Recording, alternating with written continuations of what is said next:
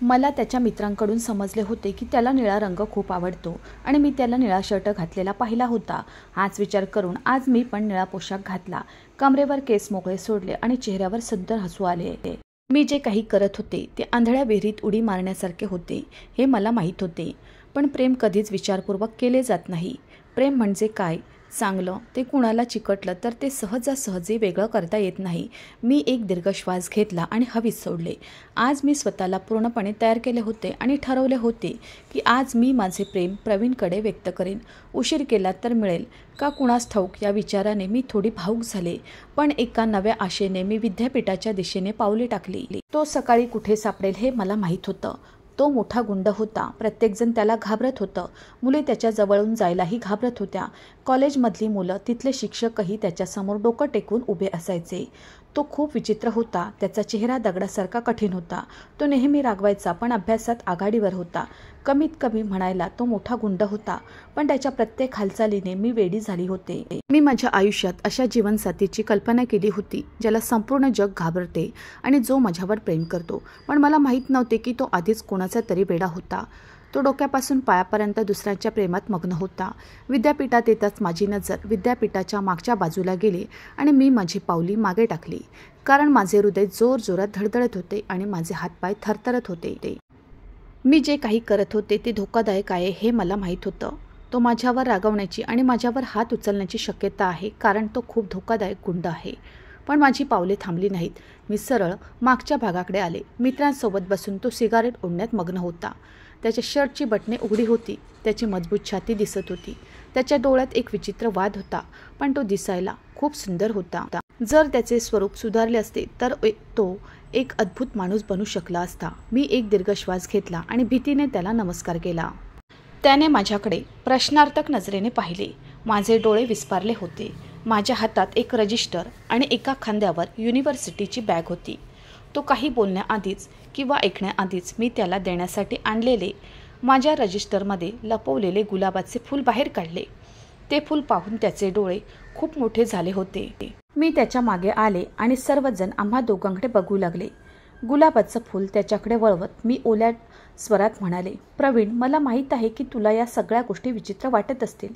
तुला हे सगळं आवडणार नाही, पण मी तुझ्या प्रेमात कधी पडले मी स्वतःला ओळखत नाही। जर तू मला भेटला नाही तर मी जगू शकणार नाही। मी तुझ्यावर खूप प्रेम करते आणि फक्त तुझ्या नावावर जगू इच्छिते। कृपया माझ्या प्रेमाचा स्वीकार कर आणि मला आशीर्वाद दे। मी सदैव तुझी ऋणी राहीन। रात्रभर बसून मी त्याच्यासमोर मला काय सांगायचे आहे त्याची स्क्रिप्ट तयार केली होती आणि मी एवढे शिकले। मी त्याच्यासमोर आठवलेली वाक्य ऐकवली होती, तथापि काही महत्त्वाची वाक्य आधीच माझ्या मनातून निसटली होती, जे मी माझ्या लक्षात ठेवण्याचा खूप प्रयत्न केला पण आठवू शकले नाही। म्हणून तो मान हलवून मनात म्हणाला। तो माझ्याकडे संतप्त नजरेने पाहत असताना मी देवाला माझे प्रेम स्वीकारण्यासाठी प्रार्थना करू लागले। मी फक्त एकदा त्याच्या चेहऱ्याकडे पाहिले आणि मग माझे डोळे घट्ट मिटले। मी आता बरे नाही हे मला माहीत होते। त्याच्या रागासाठी मी स्वतःला तयार केले होते। काही क्षण आमच्यात शांतता पसरली आणि या शांततेत त्याच्या एका मित्राने व्यत्यय आणला। तो म्हणाला, भाई, कोणीतरी येत आहे, मी काय करू सांगा। हे ऐकून तो उठून उभा राहिला। शर्टची धूळ उडवत माझ्याकडे बघत अतिशय थंड स्वरात म्हणाला, मुली आपले प्रेम पुरुषासमोर अशा प्रकारे व्यक्त करत नाहीत आणि जे करतात त्या चांगल्या घरातील स्त्रिया नसतात। एवढे बोलून तो एवढ्यावरच थांबला नाही तर मला एकटे सोडून त्याच्या साथीदारांसह निघून गेला। मला वाटलं की तो माझा गुलाब स्वीकारेल, तो माझ्या सौंदर्याचा वेडा होईल, माझ्यावर प्रेम करू लागेल आणि त्याने तसे केले नाही तर तो मला समजून घेईल आणि माझ्यावर प्रेम करण्यापासून थांबवेल। म्हणून मी त्याला पटवून देईन, मी त्याला माझ्या प्रेमाबद्दल पटवून देईन। पण त्याने माझा अपमान केला होता। ते म्हणाले की प्रेमात पडणाऱ्या मुली चांगल्या नसतात आणि मुलांच्या प्रेमात पडणे हा कुठे न्याय होता। आम्हा मुलींना काही अधिकार नाही का? आम्हाला काही भावना नाहीत का? जा आणि आपण ज्याच्यावर प्रेम करतो त्याला आपले प्रेम व्यक्त करा, मग हे चुकीचे आहे का? माझा राग 7व्या आसमानावर पोहोचला होता। मी रागाच्या भरात जागेवरून उभी राहिले आणि माझ्या पिशवीत गुलाब ठेवला आणि मी वेदनेने रडत होती। मला हिचकी आली होती। मी माझ्या वडिलांची एकच मुलगी आहे। आईचे खूप पूर्वी निधन झाले होते, त्यामुळे वडिलांनी मला मोठ्या प्रेमाने वाढवले। माझे वडील खूप श्रीमंत होते, त्यांच्याकडे भरपूर संपत्ती होती, त्यामुळेच मला कशाचीही कमतरता भासली नाही। त्यापेक्षा आजपर्यंत मला कधीच एखादी गोष्ट आवडली आणि मिळाली नाही असे म्हटल्यास वावगे ठरणार नाही. पण आज माझ्यासोबत जे काही घडले त्यामुळे मी बराच वेळ तिथे रडत बसले आणि मग तिथून उठून वर्गात गेले. वर्ग घेत असताना मला भान नव्हते. माझ्या डोळ्यातून अश्रू अखंड वाहत होते. मला क्षणभर असे वाटले की कोणीतरी माझ्याकडे पाहत आहे. मी आजूबाजूला पाहिले पण वर्गात माझ्याकडे बघणारे कोणीच नव्हते. मी मान हलवली आणि शिक्षकांची परवानगी घेतली आणि वर्गाच्या बाहेर आले. डोकेदुखी थोडी कमी होईल म्हणून कॅफेमध्ये जाऊन चहा घ्यायचा माझा हेतू होता. पण माझे हृदय प्रत्येक गोष्टीने धडधडत होते. अश्रू थांबत नव्हते. मला वाटले की मी जगातील सर्वात सुंदर मुलगी आहे. माझ्या वडिलांची लाडकी आहे. माझ्याकडे इतका पैसा आणि संपत्ती आहे. मला कोणीही कधीही नकार देणार नाही. पण आज ज्या पद्धतीने प्रवीणने माझा अपमान केला ती गोष्ट मला खूप त्रास देत होती. मी रडत घरी आले. मी सर्वत्र रडत होते. या घटनेनंतर माझी तब्येत खूपच खराब झाली.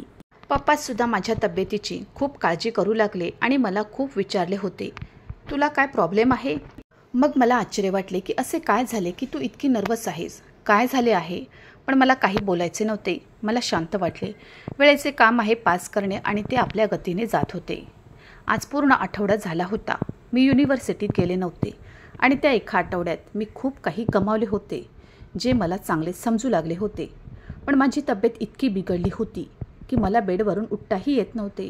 पण आज मी हिंमत एकवटून विद्यापीठाच्या दिशेने निघाले. पांढरा आणि गुलाबी रंगाचा कॉम्बिनेशन ड्रेस परिधान करून मी माझे केस बांधले आणि मी विद्यापीठाकडे निघाली. डोळे अजूनही लाल होत होते आणि चेहरा फिका पडला होता. प्रवीणचा चेहरा प्रत्येक क्षणी माझ्या डोळ्यासमोर तरळत होता आणि त्याच्यासोबत घडणाऱ्या गोष्टी माझ्या मनाला अस्वस्थ करत होत्या. मी चांगली मुलगी नव्हते की मी चांगल्या कुटुंबातील नव्हती असे अनेक प्रश्न माझ्या मनात घुमत होते ज्यांची उत्तरे माझ्याकडे नव्हती. मला प्रवीणला एकच प्रश्न विचारायचा होता की त्याने माझे प्रेम का नाकारले? चांगल्या घरातील मुलींनी प्रेम करणे आणि प्रेम न करणे हा गुन्हा आहे का? पण मी माझे प्रेम घेतले. पण मला कळलं नाही की आज मला काय झालंय. जगाचा शेवट तुटणार आहे.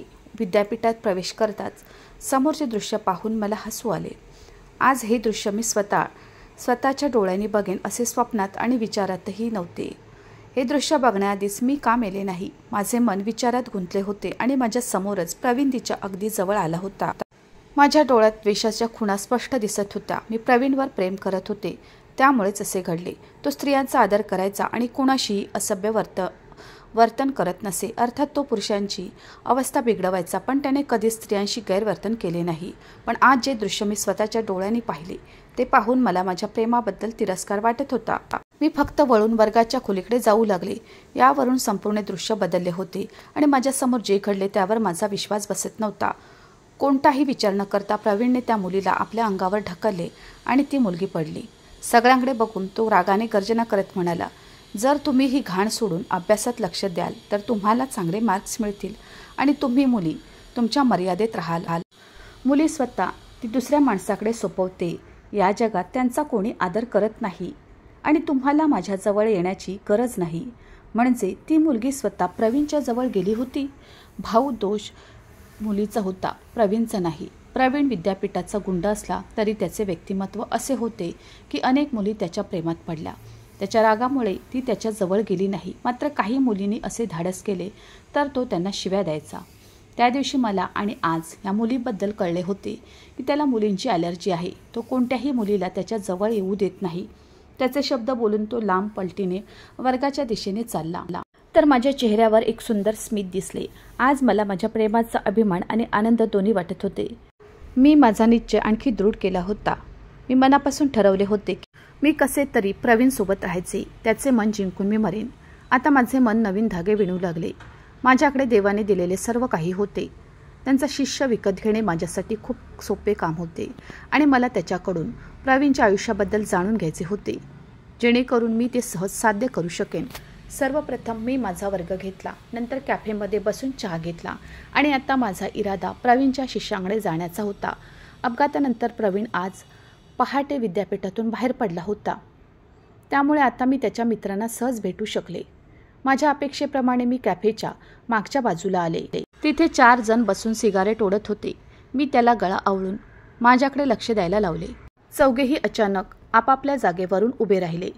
मला पाहताच ते हातवारे करून एकमेकांना काहीतरी म्हणाले आणि मी त्यांच्या जवळ गेल्यावर ते माझ्यासमोर अत्यंत आदराने डोके टेकून उभे राहिले आणि लगेच सिगारेट विझवून म्हणाले, तुम्ही इथे का आलात?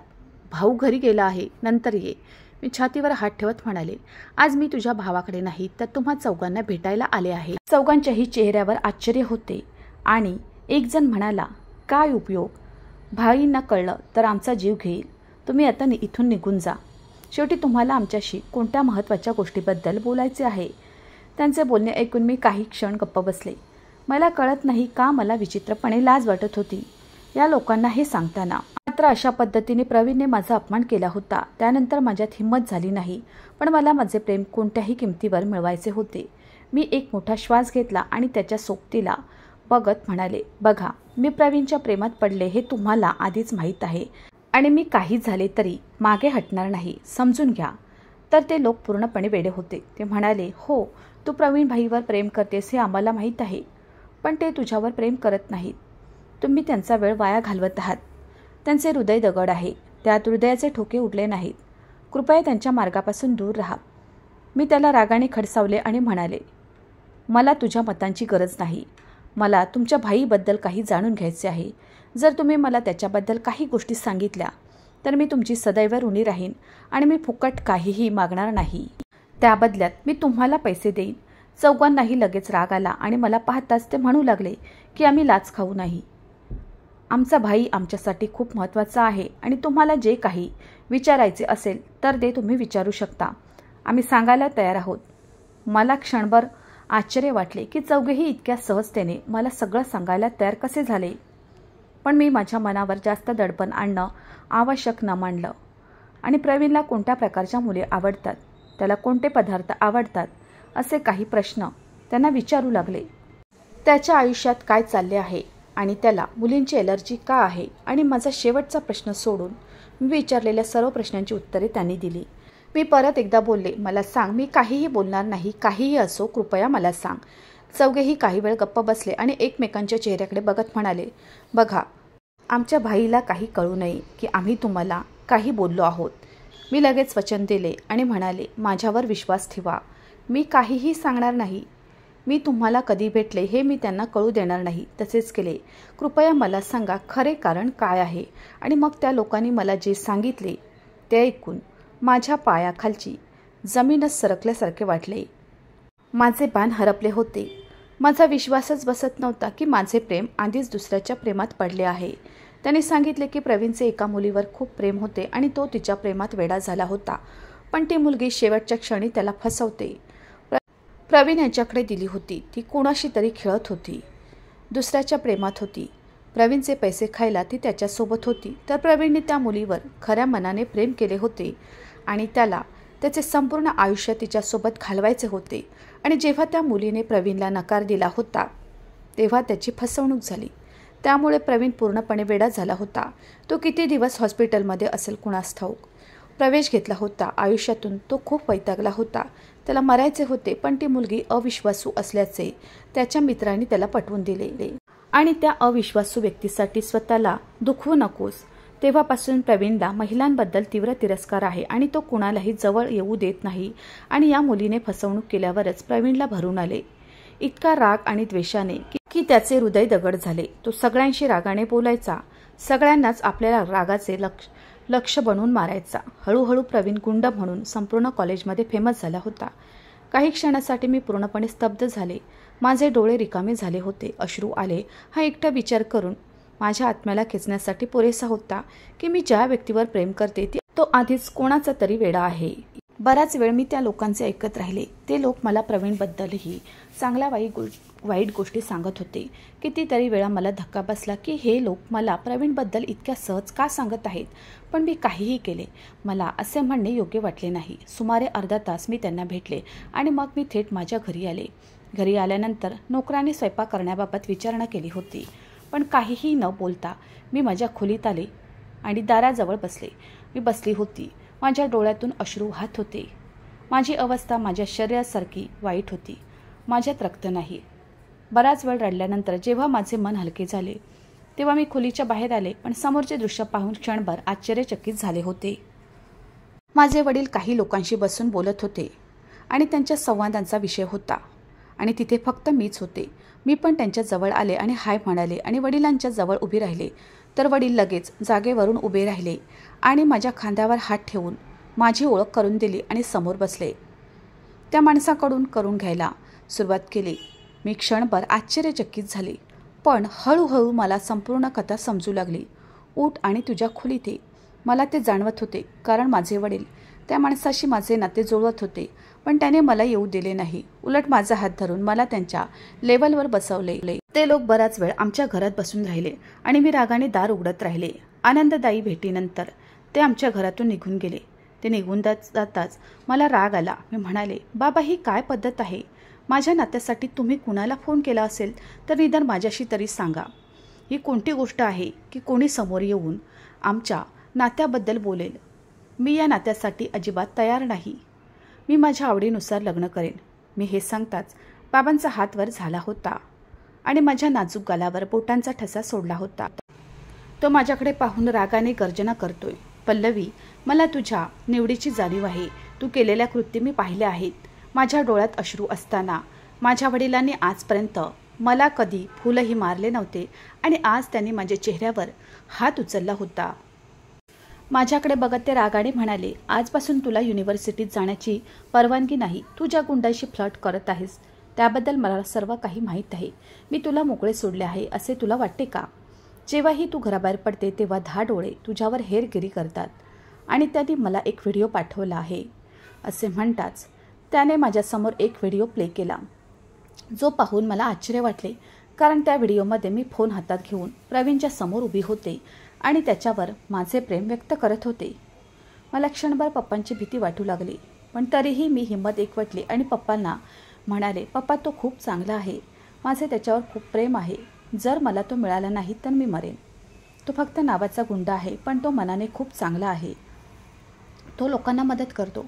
पप्पा म्हणू लागले, पण तो फक्त एक गुंडा आहे आणि ज्याला अभ्यासापेक्षा गुंडगिरी जास्त आवडते. त्या गुंडाशी मी तुझे लग्न करेन असे तुला कसे वाटले? माझ्याकडे बघून ते रागाने बोलले, माझी इज्जत नष्ट करण्यात तू कोणतीही कसर सोडली नाहीस आणि यापुढे माझा तुझ्यावर अजिबात विश्वास नाही. तू काहीही करू शकतेस. मला पप्पांना पटवायचे होते. प्रवीणवर असलेल्या माझ्या प्रेमाबद्दल मला त्यांना सांगायचे होते, पण त्यांनी माझी एकही तक्रार ऐकली नाही आणि मला घरी सोडले. कोणत्याही परिस्थितीत मला घराबाहेर पडता येणार नाही म्हणून त्यांनी रक्षक आणि नोकरांवर कडक निर्बंध घातले होते. मला माझा जीव गमावण्याचा धोका होता आणि मला प्रवीणशी संपर्क साधायचा होता. त्याचं प्रेम मला पटवायचं होतं. त्याला माझ्या प्रेमाचा मलम त्याच्या जखमी हृदयावर लावायचा होता. मला त्याच्याशी एकदा बोलायचे होते, जेणेकरून मी त्याला सांगू शकेन की माझे वडील माझ्यासोबत काय करणार आहेत. पण अचानक मला माझे वास्तव आठवले, कारण मी कडवटपणे हसले. त्याच्या नजरेत मी चांगली मुलगी नाही असे त्याने स्पष्टपणे सांगितले होते. मग त्याच्याशी संपर्क करून काय फायदा? मी मान हलवली आणि शांतपणे बाजूला बसले आणि अश्रू ढाळू लागले. दिवस आपापल्या गतीने निघून गेला, पण रात्र काढणे माझ्यासाठी खूप कठीण झाले. पप्पांनी तर माझा मोबाईल हिसकावून घेतला होता. त्याला ही बातमी कशी मिळाली हे समजले नाही. मी रडत रडत गाढ झोपेत गेले होते आणि रात्रीच्या उत्तरार्धात मला माझ्या आजूबाजूला खूप गोंगाट जाणवू लागला आणि जेव्हा मी हळूच जागी झाले तेव्हा तो आवाज इतर कशाचा नसून गोळ्यांचा होता. माझे डोळे एका झटक्याने उघडले. मी खोलीतून बाहेर आले तेव्हा माझे वडील घाबरले. ते माझ्या खोलीजवळ थेट उभे होते आणि मी त्यांना विचारले, पप्पा, काय चालले आहे? कारण आमच्या बागेतून गोळ्यांचा आवाज येत होता. त्यांनी मला छातीशी घट्ट मिठी मारली आणि म्हणाले, पल्लवी, तुला घाबरायची गरज नाही. त्यांची प्रकृती बिघडत असताना मी तुझ्यासोबत आहे. अचानक आमचा मुख्य दरवाजा तुटला आणि ती व्यक्ती आत येताना पाहून क्षणभर आनंदाने भरून आले, कारण प्रवीण हातात बंदूक घेऊन समोर उभा होता आणि त्याच्या मागे त्याचे बरेच लोक बंदुका घेऊन उभे होते. मी थक्क झाले. हे दृश्य माझ्यासाठी खूप भीतीदायक होते, कारण आता तो पायऱ्या चढत आला आणि त्याने मला पप्पांच्या हातातून हिसकावून घेतले आणि मला त्याच्यासोबत बसवले. वडिलांकडे बघून तो म्हणाला, खन्नासाहेब, ती आता तुमची मुलगी राहिली नाही, ती माझी आहे आणि मी ते आता तुमच्यापासून तुमच्यासमोर माझ्या नावावर हस्तांतरित करेन. तुम्ही जे काही करत आहात त्याची सर्व बातमी माझ्यापर्यंत पोहोचली आहे आणि मी त्याची व्यवस्था करेन. लवकरच असे म्हणत त्याने माझा हात धरला आणि मला घेऊन खाली सरकला. मी आधीच त्याच्याशी लग्न करायला मनापासून संमती दिली होती. त्यामुळेच मी स्वतः त्याच्या मागे धावायला लागले. खरं सांगू, तो मला न्यायला आला याचा मला आतून खूप आनंद झाला होता. पण पप्पांना दाखवण्यासाठी मी भीती चेहऱ्यावर ठेवली होती. खाली जाताच त्याने मला लॉनच्या सोप्यावर ढकलले. माझे वडीलही लगेच खाली आले आणि प्रवीणसमोर हात जोडत म्हणाले, माझ्या मुलीला सोड. तिचा काही दोष नाही. माझे आयुष्य उद्ध्वस्त करायला का वाकला आहेस? हा माझा आणि जनतेचा विषय आहे. मग तुम्ही मध्येच काय येताय? तर माझ्या कपाळावर घाम होता. हे दोघे कशाबद्दल बोलत होते मला काहीच समजत नव्हते. काही क्षणच गेले होते जेव्हा प्रवीणच्या एका माणसाने पंडितजींना सोबत आणले आणि समोरच्या सोप्यावर बसवले. आणि पंडितजींना पाहताच माझ्या हृदयात विजेचा कडकडाट झाला. तो आता माझ्याशी लग्न करणार होता का? माझे हृदय जोरजोरात धडधडू लागले. तो पंडितजींना म्हणाला, मी आता या मुलीशी बोलेन. आता लग्न करावं लागेल. आपण शक्य तितक्या लवकर तयारी करावी. पंडितजींनी आम्हा सर्वांकडे पाहिले आणि घाबरलेल्या स्वरात बोलले, पण सक्तीचे लग्न योग्य नाही आहे. असे सांगताच त्याने माझ्याकडे बघितले आणि अचानक प्रवीण माझ्या शेजारी येऊन बसला आणि म्हणाला, हो पल्लवीजी, तुम्ही या लग्नासाठी तयार आहात की मी माझ्या लोकांसोबत जाऊ, जेणेकरून तुमच्या वडिलांच्या पसंतीचा मुलगा तुमच्याशी लग्न करू शकेल? मी पटकन म्हणाले, नाही पंडितजी, मी तयार आहे. खरं तर मी आनंदाने तयार आहे. माझे वडील माझ्याकडे रागाने बघत असताना मी हसत म्हणाले, आता का काही चुकले माहीत नाही, पण मी प्रवीणशी लग्न केले. माझे लग्न मोठ्या थाटामाटात व्हावे अशी माझी इच्छा होती. पण लग्न होताच तो उभा राहिला आणि मला त्याच्यासोबत उभे केले. मला वाटले की तो लग्न करून निघून जाईल, पण त्याने माझा हात धरला आणि मला त्याच्यासोबत घेऊन जाऊ लागला. पप्पा रागात म्हणाले, माझ्या मुलीला सोड. मी तुला काही सांगणार नाही आणि आता काही चुकीचे करणार नाही. मी वळून माझ्या वडिलांकडे आश्चर्याने पाहिले. त्यांना काय म्हणायचं आहे ते मला माहीत नाही, पण प्रवीणने मान हलवली आणि मला त्याच्यासोबत गाडीत घेऊन त्याच्या घराकडे जाऊ लागला. गाडीत बसताच मी प्रवीणकडे वळले आणि त्याला मिठी मारली आणि आनंदाने चिवचिवाट करत म्हणाले, मी तुला भेटले यावर विश्वास बसत नाही. हे कसे घडले? तू म्हणालास की मी चांगली मुलगी नाही. मग अचानक त्याचा चेहरा दगडासारखा मजबूत झाला. तेव्हा त्याने मला त्याच्यापासून दूर ढकलले आणि माझ्याकडे रागाने पाहत म्हणाला, मला जास्त बडबड ऐकायला आवडत नाही आणि मला जास्त बोलायला आवडत नाही. म्हणून शांत राहा आणि जबरदस्तीने माझ्याशी चिकटून राहण्याचा प्रयत्न करू नकोस. माझ्यापासून दूर बस. त्याच्या टोमण्याने माझे हृदय खूप धडधडत होते. काही वेळाने आम्ही त्याच्या घरी पोचलो. त्याचा बंगला खूप सुंदर होता. तो माझा हात धरून आत शिरला. घरात नोकरांशिवाय कुणी नसल्यामुळे कदाचित तो इथे एकटाच राहत असावा. त्यांच्या सेवकांनीच माझे स्वागत केले. तर सर्वांकडे बघत तो रागाने बोलला, या सर्व गोष्टींची गरज नाही, कारण ती फक्त थोड्या काळासाठी पाहुणी आहे. ती काही दिवसांनी येथून निघून जाईल. असे म्हणत तो त्याच्या खोलीकडे गेला. तर मी तिथे एकटीच उभी होते. जर मी तुझी बायको म्हणून आले आहे तर काही काळानंतर मी इथून कशी निघून जाऊ शकते? आता त्याचे बोलणे ऐकून मला राग आला. तो कोण आहे जो मला इथून हाकलून देईल आणि मला असे म्हणेल, त्याने मला हात दाखवावा, मी त्याचे हात तोडून टाकीन. आता मी त्याची बायको झाले होते आणि माझा त्याच्यावर पूर्ण हक्क होता. मला या घरातून कोणीही हाकलून देऊ शकत नाही. माझी नजर नकळत त्या 4 मुलांकडे गेली ज्यांच्याकडून मला प्रवीणबद्दल कळले होते. मी लगेच त्याच्याकडे वळले आणि त्याला विचारू लागले, हे सर्व काय आहे? प्रवीण आमच्या घरी का आला होता आणि तो पप्पाला काय म्हणत होता आणि तो काय बोलला होता? मला काहीच समजले नाही. आणि मग त्याने मला जे काही सांगितले ते ऐकून क्षणभर माझे मन खचले. पण जेव्हा मी नीट विचार केला तेव्हा मला प्रवीण माझ्या हृदयाच्या आणखी जवळचा वाटला. माझे वडील चुकीचे काम करत होते आणि ज्या व्यक्तीसोबत माझे लग्न होत होते तो देखील एक बिझनेस डील होता. त्यामुळे त्यांच्याशी आमचे संबंध दृढ झाले असते. माझे वडील माझे लग्न या माणसाशी लावत होते. तो प्रवीणच्या एका मित्राचा मोठा भाऊ होता जो सुमारे 40 वर्षाचा होता आणि आधीच एक पत्नी होती जी त्याला सोडून गेली होती. पप्पा त्यांच्या व्यवसायात नफा मिळवण्यासाठी माझा बळीचा बकरा म्हणून वापर करत होते. पण प्रवीणला या सगळ्याची जाणीव होती. तो गुंडासारखा दिसत होता, पण त्याने देशातील अनेक चुकीच्या लोकांचा पर्दाफाश केला होता जे सभ्य लोकांचे जीवन उद्ध्वस्त करत होते आणि त्याने मला फक्त आपल्यासोबत ठेवले होते जेणेकरून मी कोणत्याही डीलचा भाग होऊ नये. तरीही त्याच्या मित्रांचे बोलणे ऐकून मी हसले. त्याने मला एक माणूस म्हणून वाचवले असेल, पण मला त्याची बायको बनवण्यामागचे कारण हेच होते की तो माझ्यावर नक्कीच प्रेम करू लागला होता. अन्यथा मला वाचवण्याचे इतर मार्ग होते. एवढाच विचार करून माझे मन आनंदाने उफाळून आले. मी लगेच त्याच्या खोलीकडे गेले जिथे तो उलटा झोपला होता. काहीतरी विचार करत मी त्याच्या जवळ गेले. तो अजूनही बूट घालून होता. मी शांतपणे त्याचे बूट काढले. तो अर्धा पलंगावर होता आणि त्याचे अर्धे पाय जमिनीवर लटकले होते. मी त्याचे मोजे देखील काढले आणि त्याचे पाय वर करायचे होते, पण तो लगेच त्याच्या बाजूला वळला. याचा अर्थ स्पष्टपणे तो जागा होता. काहीतरी विचार करत मी त्याच्या डोक्याजवळ जाऊन बसले.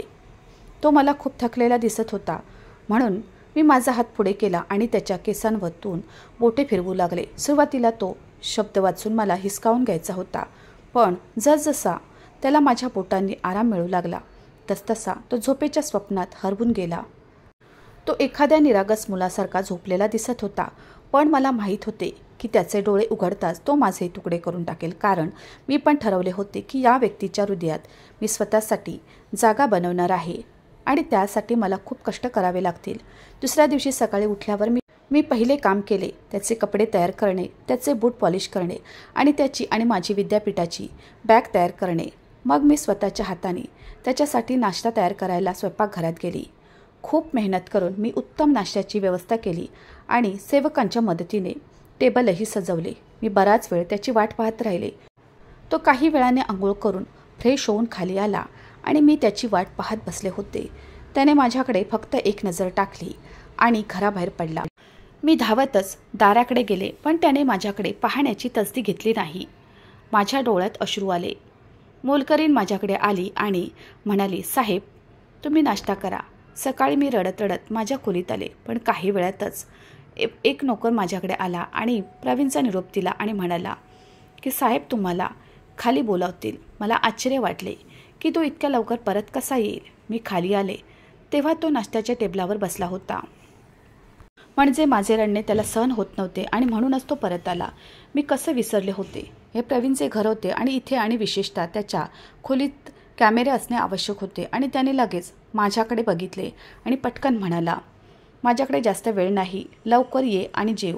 मी पटकन त्याच्या समोरच्या खुर्चीवर बसले आणि खूप आनंदाने त्याच्या ताटात नाश्ता देऊ लागला आणि माझ्या ताटात टाकल्यावर स्वतः खायला लागले. मला खरोखर आनंद झाला की त्याने माझे ऐकले आणि माझ्यासोबत नाश्ता करत होता. हळूहळू वेळ जाऊ लागला. मी हळूहळू त्याच्या हृदयात स्वतःसाठी जागा बनवू लागले आणि त्याने मला नेहमीच नाकारले. रात्रीसुद्धा माझ्याजवळ येत नाही. मी बेडवर झोपले तर तो सोफ्यावर जाऊन झोपायचा. मी सोफ्यावर त्याच्याजवळ जायचे तेव्हा तो बेडवर येऊन झोपायचा. जेव्हा मी त्याला माझे प्रेम व्यक्त करायचे तेव्हा तो मला हादरायचा आणि म्हणायचा की तुम्ही सर्व मुली सारख्याच आहात, फसव्या आणि लबाड. त्याच्या डोळ्यात जुन्या प्रेमाच्या जखमा दिसू लागल्या आणि त्याचे डोळे लाल होऊ लागले. मी म्हणायचे, प्रवीण प्रत्येक मुलगी सारखी नसते. ती मुलगी तुझ्या लायकीची नव्हती, म्हणूनच देवाने तिला तुझ्या आयुष्यातून काढून टाकले. तिला विसरून जा. मी तुझ्यावर इतकं प्रेम करेन की तू तुझी सर्व जुनी दुःख विसरशील. तो मला काही बोलत नाही आणि निघून जातो. मी फक्त त्याच्या पाठीकडे बघत राहायचे, पण मी धीर सोडला नाही. मी नेहमी त्याला समजवण्याचा प्रयत्न करत होते, पण असं म्हणतात की जेव्हा तुमच्या भावना खऱ्या असतील तेव्हा तुम्हाला कोणीही वेगळे करू शकत नाही आणि तेच झालं. माझ्या खऱ्या भावनांनी त्याच्या छातीवर असलेल्या दगडाला प्राधान्य दिले होते. आता तोही माझ्यात रस घेऊ लागला. माझे रडणे आणि माझे दुःखी होणे त्याला अजिबात आवडले नाही आणि आगीसमोर 7 फेरे मारण्यात मोठी ताकद असते असे म्हणतात. काही महिन्यांनी मी माझ्या पतीचे प्रेम परत मिळवले होते. त्या दिवशी प्रवीणचा वाढदिवस होता आणि मी त्याच्यासाठी सरप्राईज प्लॅन केला होता. रात्री तो घरी येताच मी आणि त्याच्या मित्रांनी त्याला सरप्राईज पार्टी दिली, पण प्रवीण चिडला. त्याने केक उचलला आणि जमिनीवर फेकला. त्याच्या या कृतीने माझे मन दुखावले गेले. मी खूप प्रेमाने त्याच्यासाठी हे सर्व व्यवस्था केली होती आणि त्याने सर्व काही उद्ध्वस्त केले होते. मी रडत रडत खोलीत गेले. रात्रभर रडत राहिले. प्रवीणही खोलीत आला नाही. सकाळीसुद्धा मी खोलीतून बाहेर आले नाही. सकाळ ते दुपार आणि दुपार ते संध्याकाळ झाली होती आणि मी खोलीतून बाहेर आले नव्हते. प्रवीण एकटाच दमून खोलीत आला. त्याच्या हातात जेवणाचे ताट होते. त्याला पाहताच मी तोंड फिरवले. त्याने माझ्या जवळ येऊन मला बसवले. आपली चूक कळल्यासारखे त्याचे डोळे विस्पारले होते. तो म्हणाला, नैनाने माझी फसवणूक केल्यामुळे मला कोणत्याही मुलीवर विश्वास ठेवायचा नाही. पल्लवी मला माफ कर आणि म्हणूनच मी तुला माझ्या जवळ येऊ देऊ इच्छित नाही. पण हळूहळू ते माझ्या मनात स्थिरावले. मला कळलेच नाही की तू रडतेस तेव्हा माझ्या मनाला खूप त्रास होतो. कृपया रडू नकोस. हे सांगताना त्याने माझ्या डोळ्यातील अश्रू पुसले. त्याचे माझ्यावरचे प्रेम पाहून मी भारावून गेले आणि रडत त्याला मिठी मारली. या अचानक झालेल्या हल्ल्यासाठी तो तयार नव्हता. माझ्या जवळच्या सहवासाने तो अचानक हैराण झाला, पण पुढच्या क्षणी त्याने मला आपल्या मिठीत घेतले. माझ्या कपाळाचे चुंबन घेऊन त्याने आपल्या प्रेमाची पहिली मोहर दिली आणि मग आमचे प्रेम भेटले. प्रवीणच्या मजबूत मिठीत अडकून मी जगाची दुःख विसरून गेले होते आणि त्यानेही माझ्यावर एवढा प्रेमाचा वर्षाव केला होता की आता मला त्याच्याशिवाय दुसरं कोणी नको होतं. आमच्या लग्नाला 8 महिने झाले आहेत आणि प्रवीणचे प्रेम मिळाल्याने मला खूप आनंद झाला आहे.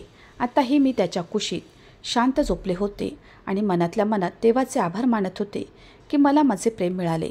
मित्रांनो, मला आशा आहे की तुम्हाला आमची कथा आवडली असेल. कथा आवडली असेल तर व्हिडिओला लाईक करा.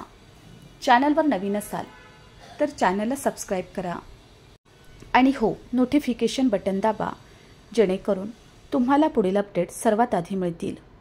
तुमचा मौल्यवान वेळ कथा ऐकण्यासाठी दिल्याबद्दल धन्यवाद. पुन्हा भेटू अशाच एका नवीन कथेसोबत.